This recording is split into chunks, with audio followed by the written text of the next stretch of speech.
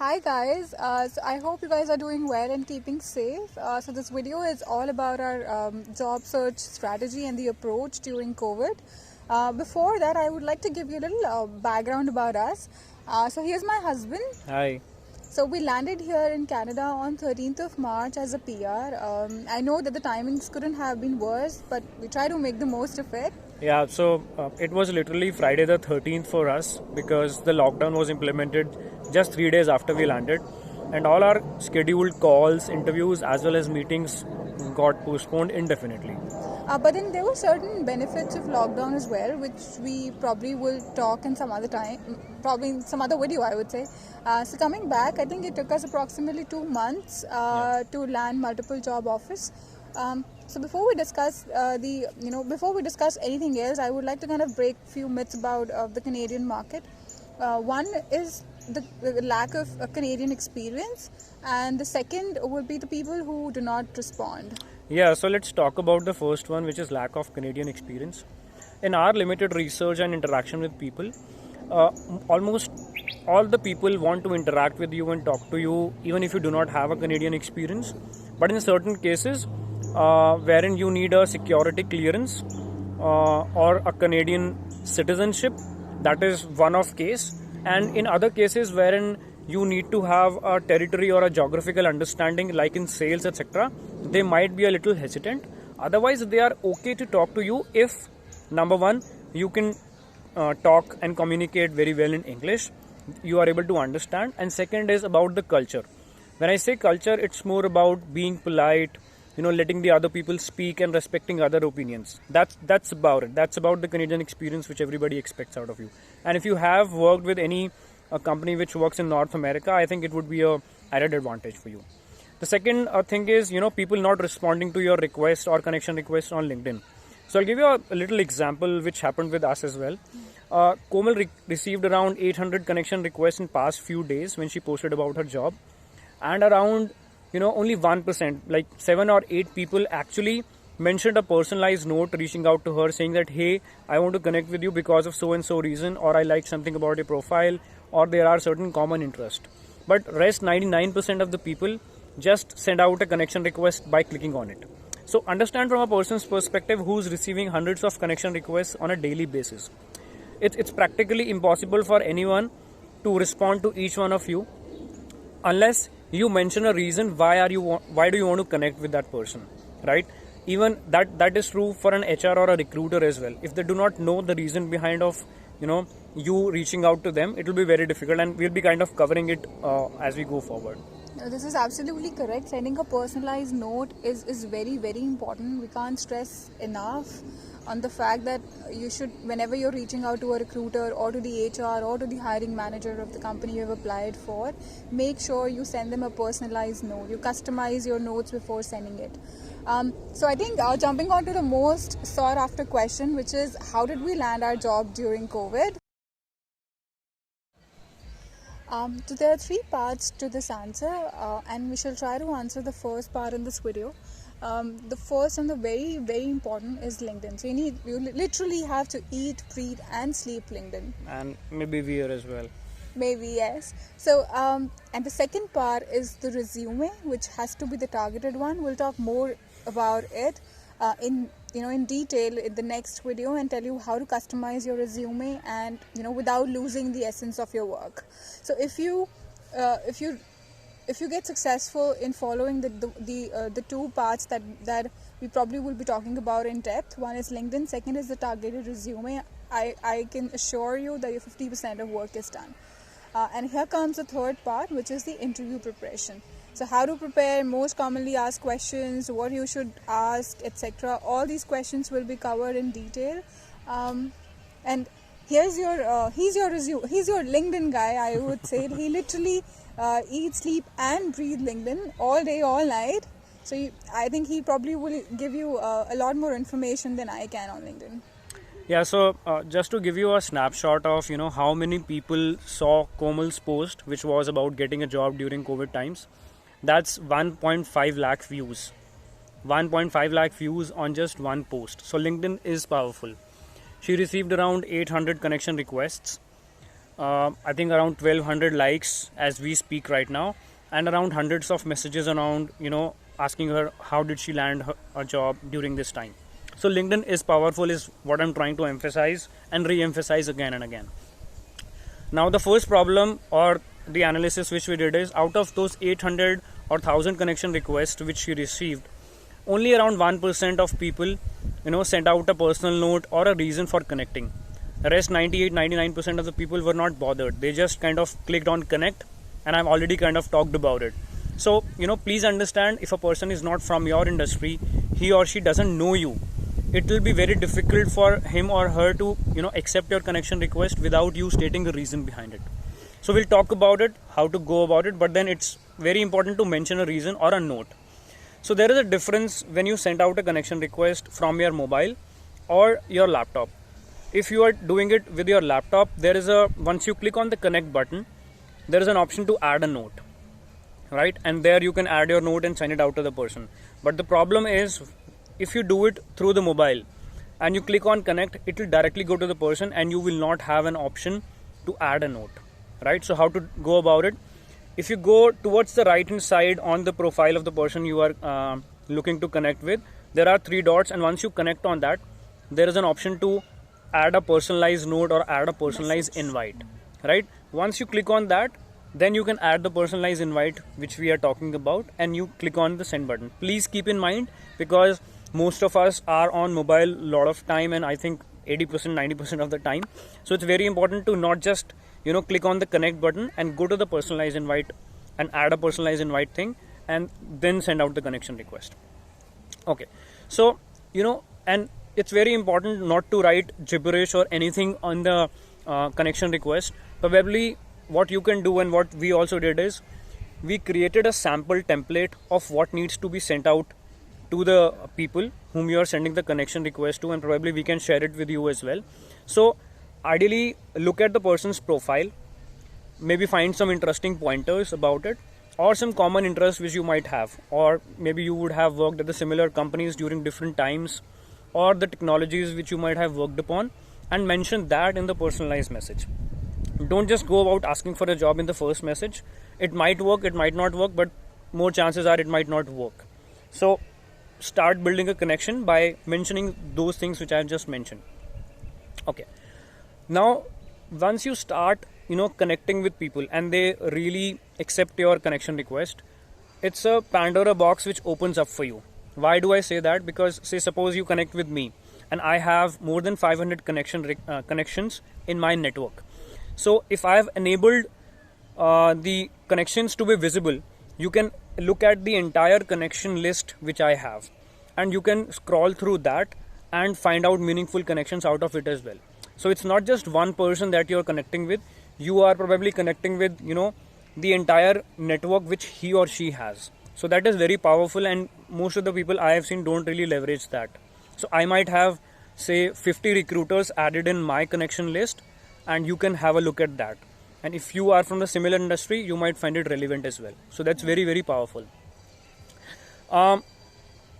Again, so let's talk about in little bit detail how to kind of optimize your LinkedIn profile, because that's very important. I won't say that my profile or her profile is like 100% optimized. It's again a living document or a living profile which kind of reiterate and go improve it on a daily basis or on a weekly basis.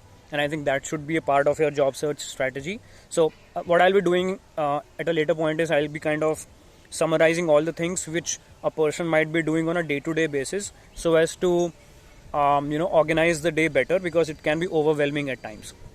Coming back, so LinkedIn banner is something which is like a cover photo in Facebook, if I have to talk in that parlance. So you should have a relevant pic, because I have seen most of the people either do not have it, or either they have a pic of Toronto if they are in Toronto, or Vancouver, or things like that. I'd suggest that put something which is relevant to your field.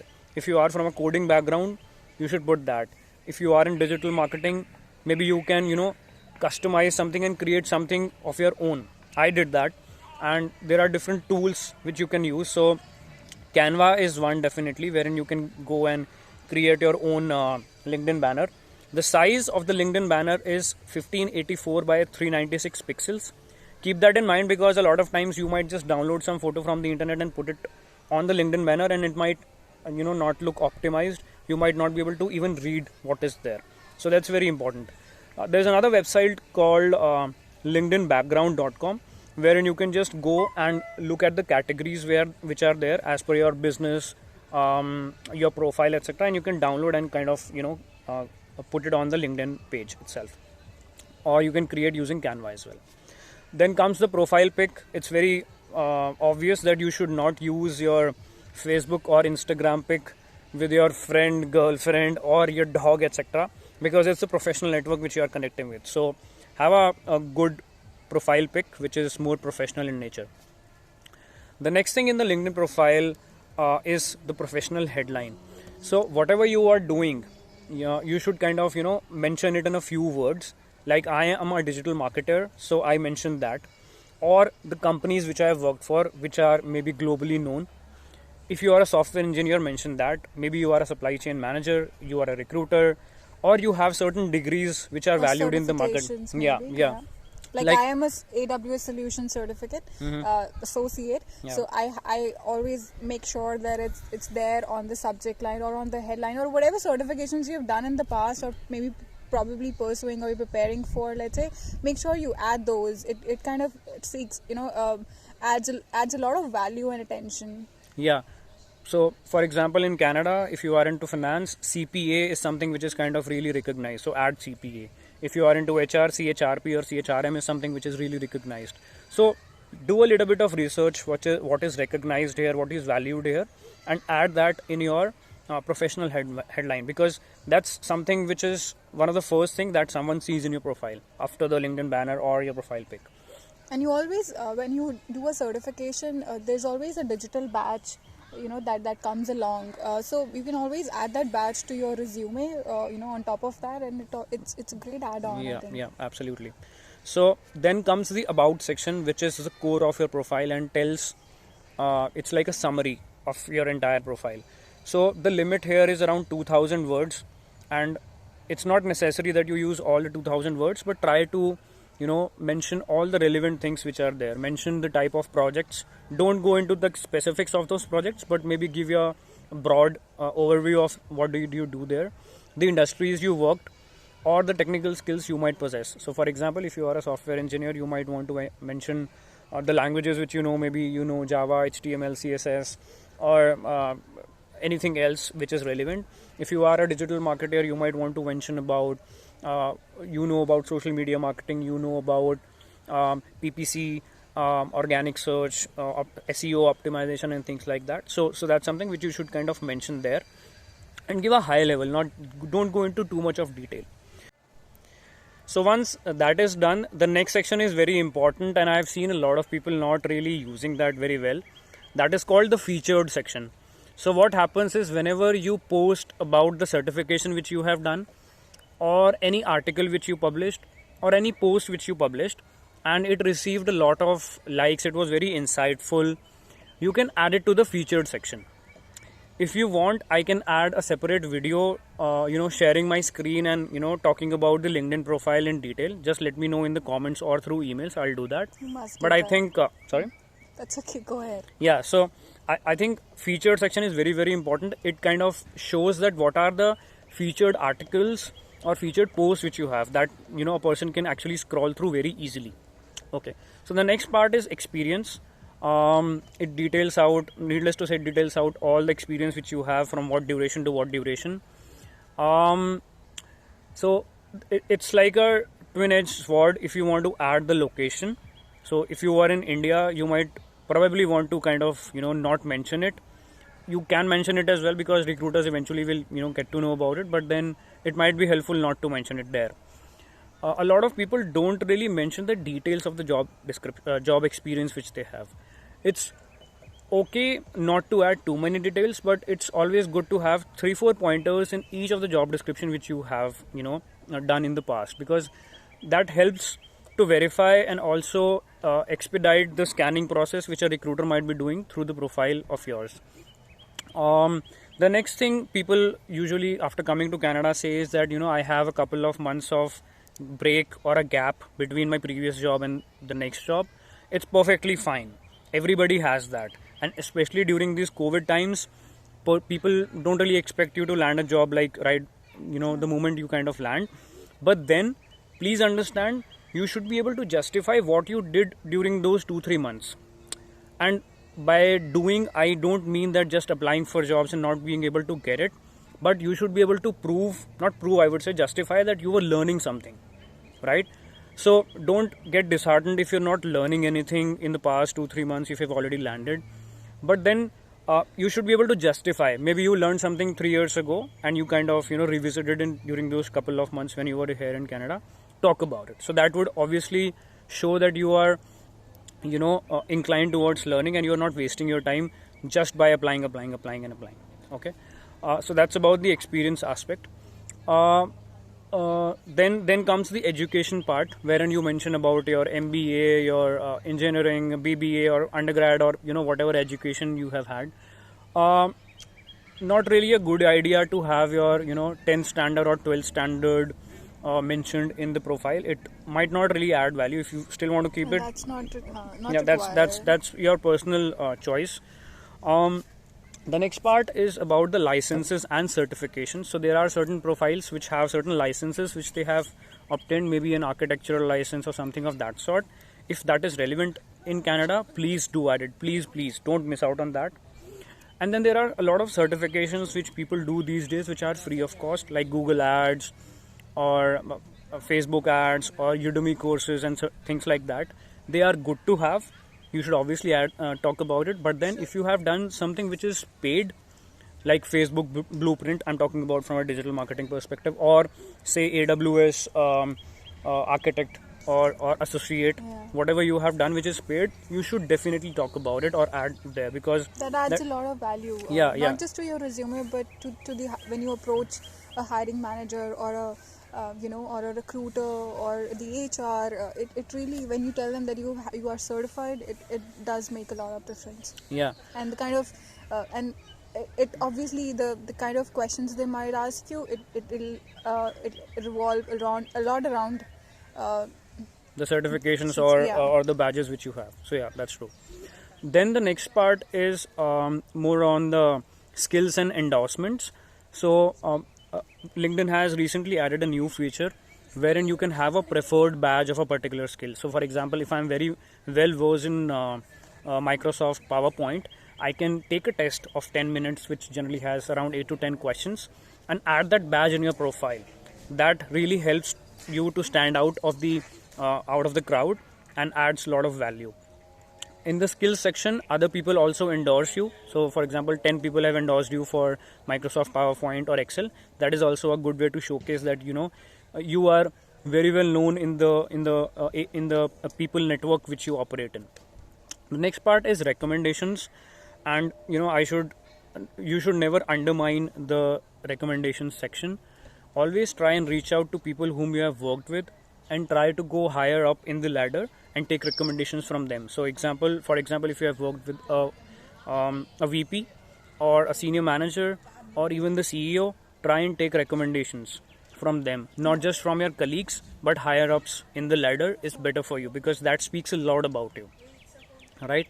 So just reflect back on your work experience, and if you are a fresher, maybe you can take it from a professor of yours in the university. So I think this is essentially all about LinkedIn, and there are a lot of things which I did. Maybe we can talk one-to-one if anyone is facing a challenge in optimizing their LinkedIn profile. So there is a email address which is mentioned below. That is voyagers2601@gmail.com. So you can shoot out your queries to us and we will try to answer them.